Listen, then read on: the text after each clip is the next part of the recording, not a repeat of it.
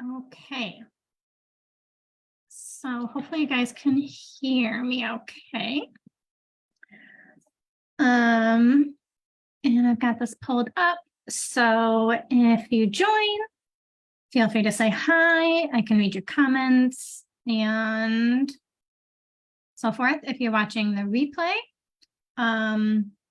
you can say you're watching the replay later. And yeah, feel free to ask comments even or ask questions even later.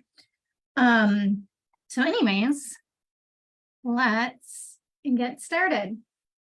So yesterday, I just had the nudge to come in and hop in live and talk about some stuff that I feel is really important. And then it felt aligned to do it on Valentine's Day because something I've been really leaning into a lot, both with myself and with my clients, is really building this foundation of love within yourself and committing to it, how to show up every day, and in a way that's not militant. I don't know if that's the right word, but that's not in a way of harsh energy, I guess I should say. So, yeah. So I wrote down a couple points in the image. And one of them was honoring your true desires. So if you're anything like me, a statement like that in the past was like, well, okay. There's one part of me that's like, well, I don't know my true desires. What do I really want?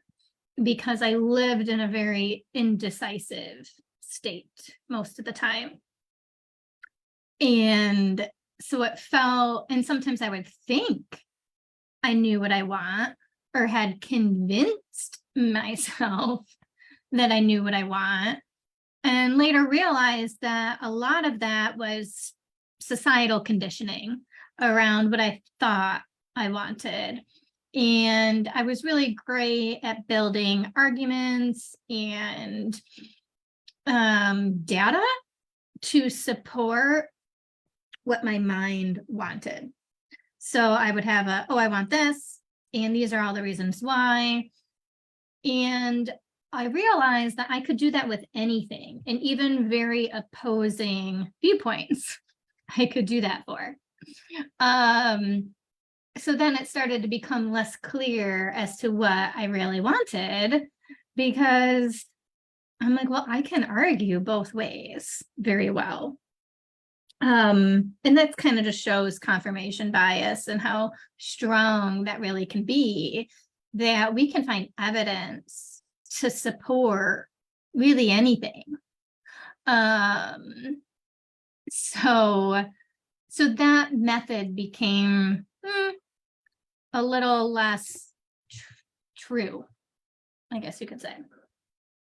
So working through the inner conflicts is important. And that's something that I usually do through what I call parts work, because that starts to bring in a more embodied level to work through your inner conflicts of what you truly desire, and what is like conditioning, or really feeling divided in your desires. And coming more into your body and starting to listen for your body cues as to what is your true desire. But before we can even do that, I think we need to step back further to a lot of basics.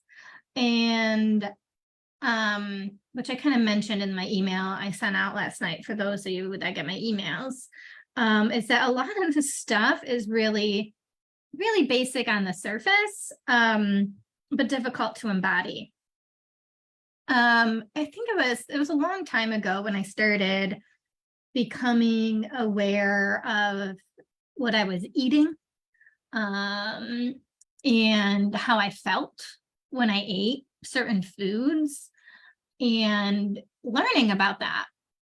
And it wasn't until I was in, I think, my mid-20s when I started exploring that.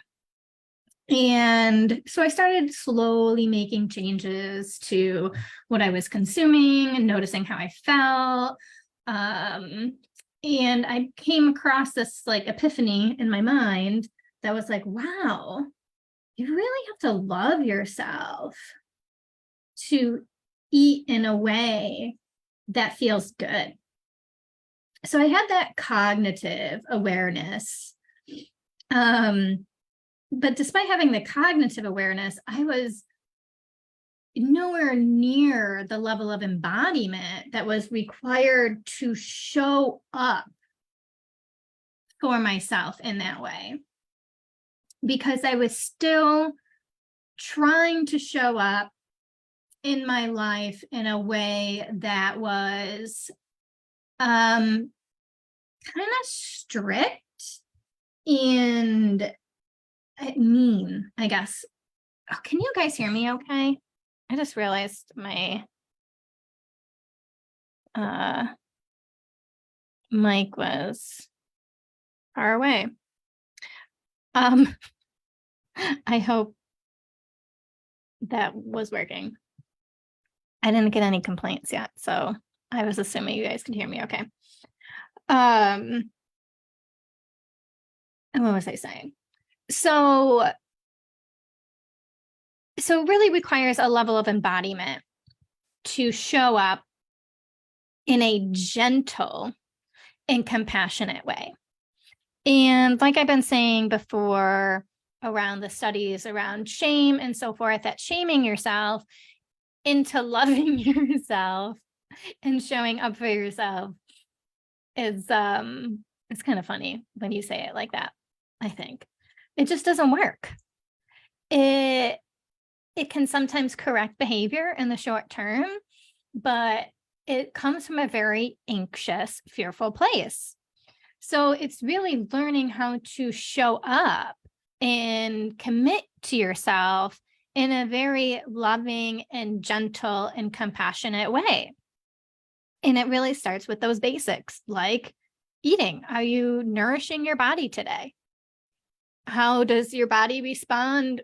Are you giving it what it responds well to? Or are you trying to force it to be something that it's not? And, I notice some sadness come up for me when I say that, because I spent a lot of time trying to force myself, whether it's my body, my mind, my whatever, my personality, into boxes that didn't feel right to me. And I would ignore that, thinking I know best. This is how I should be. And would try and force myself to be something different than where I was at. So it really starts with this acceptance piece of where you're at. So I wrote down kind of this basic foundations, like, okay, well, I'm glad you can hear me. I wonder why the commenting wasn't working. That's weird.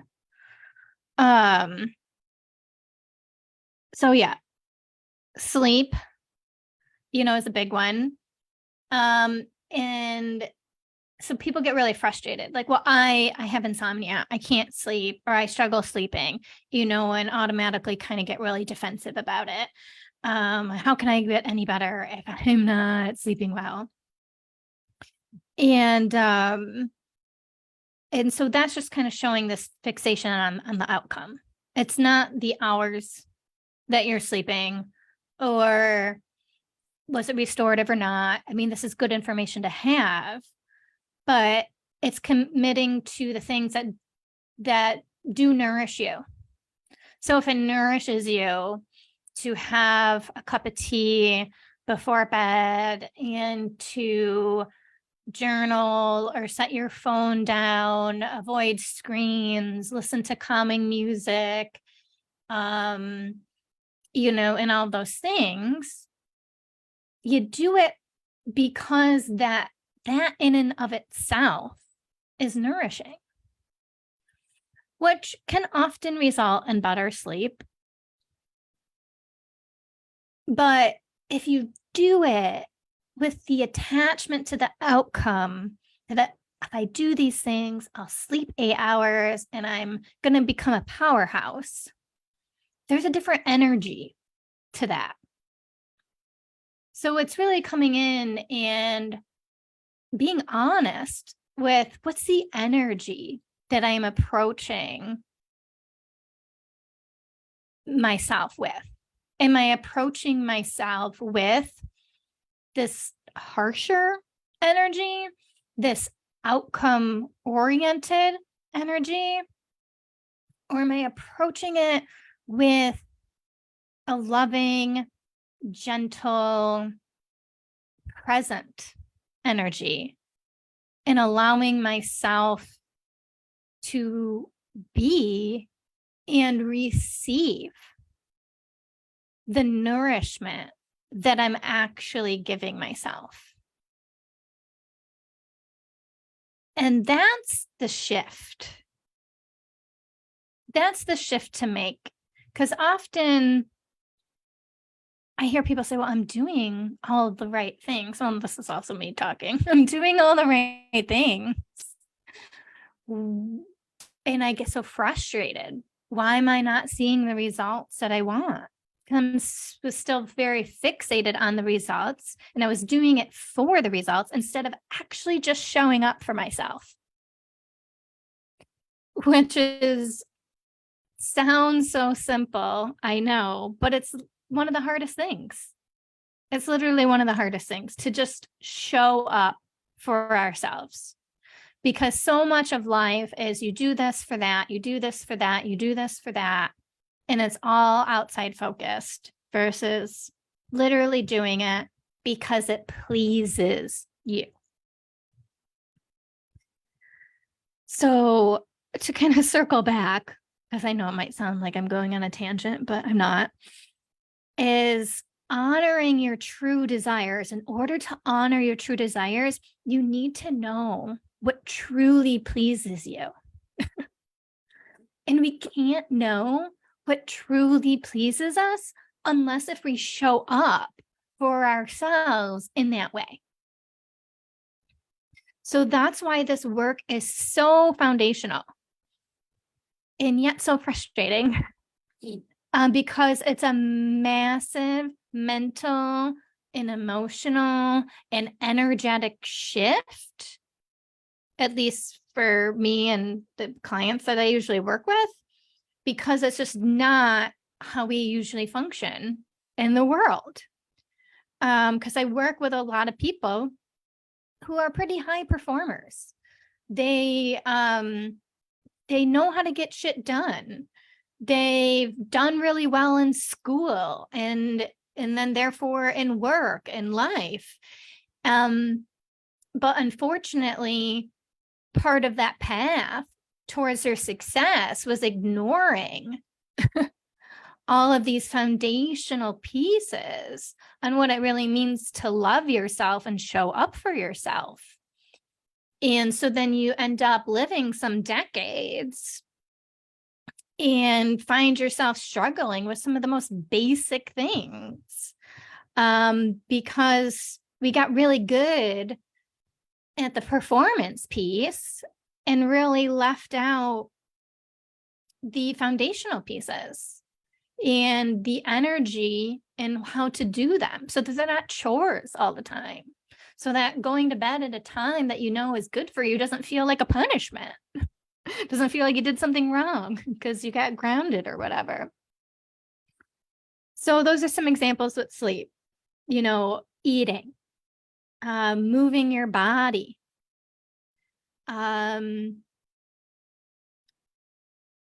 these are so foundational and so important And again, it's about, well, what body movements feel good to me? What lights me up? And part of it is we need to bring in play here. Allow yourself to be playful. And again, not focus on the outcome, you know? So sometimes it's usually like, well, I want to get in shape, or I want to look a certain way, or maybe you have a health crisis going on and you're like, I need to get my blood pressure down. I need to lower my cholesterol and things like that. And yeah, you might have these goals you want to get to, but it's about coming into your body and what movements start to light you up. And you have to risk being uncomfortable in this process, which was the other point I made on that image, is the importance of tolerating risk and uncertainty through unwavering self-trust. So as you're playing with these foundations, you have to risk the silliness and discomfort that come with the process of learning these basic foundations. And so there's going to be a lot of resistance that comes up as you work on that. And that's, again, where you can dive in deeper, because the resistance are about protection. And that protection is usually around the need for certainty, the need for control. And it's also usually related to getting our validation and needs of love met from outside, from other people, than from ourselves. So doing this foundational inner work of showing up for yourself and committing to showing up for yourself helps to shift that focus from, I can only be loved and know that I'm loved based on other people's actions towards me. It shifts it from that to, I know I'm loved because I love me and I show up for me. Now, I had huge resistance to this. I would tell myself, well, if I have to love me, that means I'm unlovable by other people. If I have to rely on myself to love me, that means I'm not good enough to be loved by others. Like, I made it a failure to have to love myself, and a win if the love came from outside. And that's kind of a shitty place to be, or shitty positioning. And it fosters, again, more control and more anger and higher expectations and entitlement, right? The job of loving me is on everybody else except me. How entitled is that? But I wasn't able to see that at the time. I wouldn't have been able to call that entitlement, because it kind of feels like the opposite of entitlement. So we want to, so working on shifting your energy in the basics of showing up and committing to loving yourself in these ways begins to shift this focus that I am loved and I show up for me and I love me. And people like that energy. Again, that's not why we're doing it, but you'll also find that you become a more confident person, you become a happier person, you become a more easygoing person, and you walk around in the world and your experiences are just more rich and they're more deep when you begin to do that. And I think it's really cool.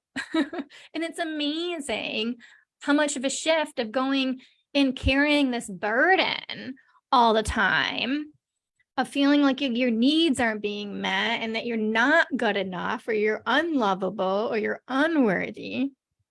And you're literally throwing that backpack off and walking around like, wow, this is great. And it's a lot easier to be mindful and feel the sunshine and how good that feels when it hits your skin, or smelling that fresh air. And, when people talk about when they fall in love and everything just feels better. Well, the same shit happens when you start showing up for yourself. It's a little bit different and maybe a little less like intense, but you're not relying on those dopamine hits when you're doing it for yourself. It's just a little bit different. So I do want to talk a little bit about relational with other people in regard to tolerating the risk and uncertainty piece, because that's important, and have been working on this with some of my clients specifically. So developing this inner foundation of love is going to be really important in relationship with another person, so that you're not placing all of your need to be loved on this other person. And it's like they're the heroine and you're constantly fiending for a fix and you're dependent on the other person. And that energy is really icky, real icky. So if you want to stay in that, I can only receive love from other people, you're constantly going to show up in relationship with this desperate energy that is a massive turnoff for most people, unless if they have a savior complex and want to save you. And now you're in this desperate energy getting saved by the other, and you're like eating each other's needs, but that's high codependency. So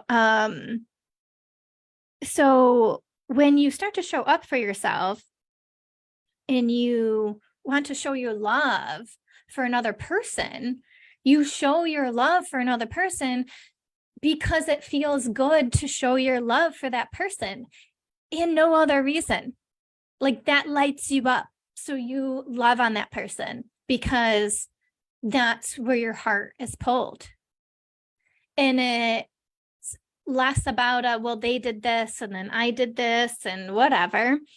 And if you're in a new relationship or beginning relationships, that can feel really risky because you don't know where that person stands. So, but when we have this foundation of love for yourself, it's actually easier to tolerate that risk and uncertainty with the other person.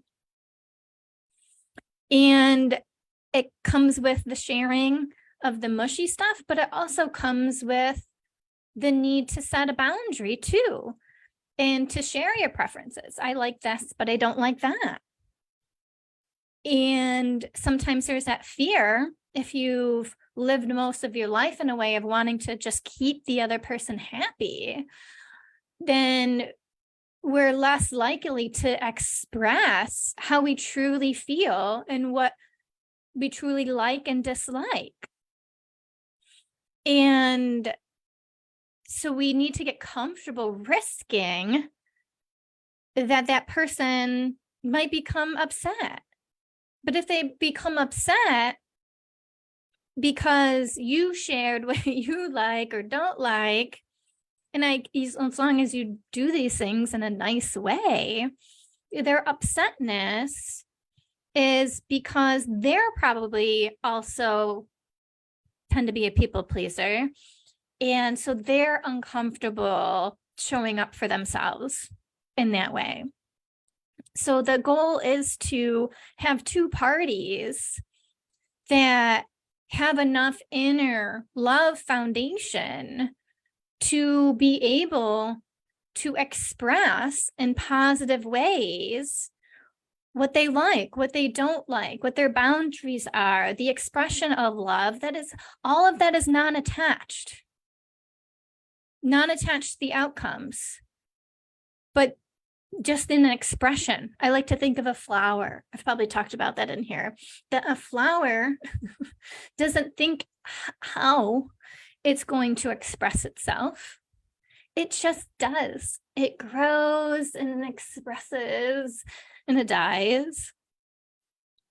And I find it really helpful to see us in that same way. We grow into a full expression, and we have a much longer time to be in our full expression, and then we die. But we don't need to force anything. Just like the flower doesn't need to force anything. It just needs sunlight and water, nutritious soil. And it receives all those things. It doesn't resist those things, that's for sure, right? It's open to receiving and it naturally expresses, and that is beautiful. And I truly believe that when we do this work and come into our natural expression and allow our natural expression and allow receiving all the nutrients in all of the ways, that it's beautiful. And those, if you think about people that you admire, they probably live like this.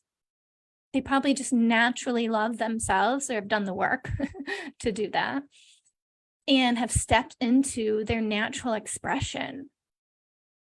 And there's something magnetic and authentic and powerful about that. So, yeah, so it requires a lot of learning how to essentially love yourself, to get to know yourself intimately in order to know your true desires, to honor your true desires, to express yourself authentically and powerfully, and set such a great foundation that things that used to be high risk before are no longer a risk, or they're less of a risk because it becomes just like a blimp instead of an existential crisis because you've developed such a strong, loving foundation within yourself. And then you're able to bring that into interactions with other people. So again, hope the tech stuff worked. And yeah, I think that's all I have to say. And so happy Valentine's Day. I hope this starts or encourages a continued journey on this inner work. And of course, if you're feeling really motivated and ready to go deeper into the nuances of all of this, let me know. I have a lot of different packages, and with some people, I basically I find out, what do you want? What level of support do you need? And also kind of make up, I guess, packages based off of people's individual needs. So if you're seeing something that doesn't align with what you're wanting, don't stop that from reaching out, because I'm sure we could come up with an agreement that feels mutually beneficial. So, all right, well, have a great day, and I'll get this replay up on YouTube. All right, take care.